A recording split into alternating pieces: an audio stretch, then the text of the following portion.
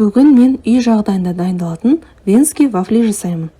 Керекті ингредиенттер: 2 жұмыртқа, 50 грамм қант, 180 мл сүт, 150 грамм ұн, сары май 140 грамм, разрыхитель 10 грамм.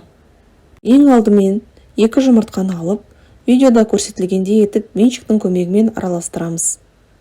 Үстіне 50 грамм қант салып, жақсылап қант ерігенше араластырып шығамыз.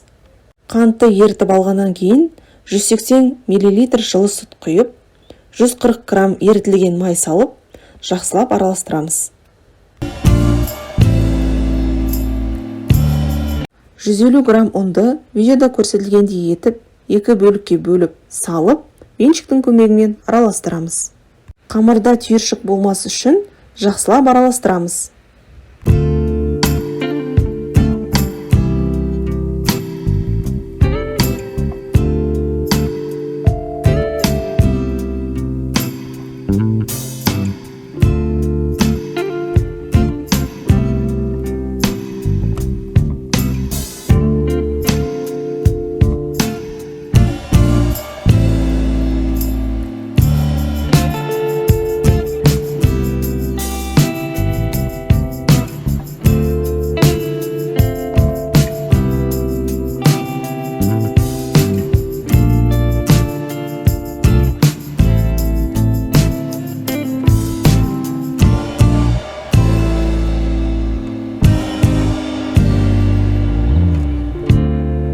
Венский вафли дайын.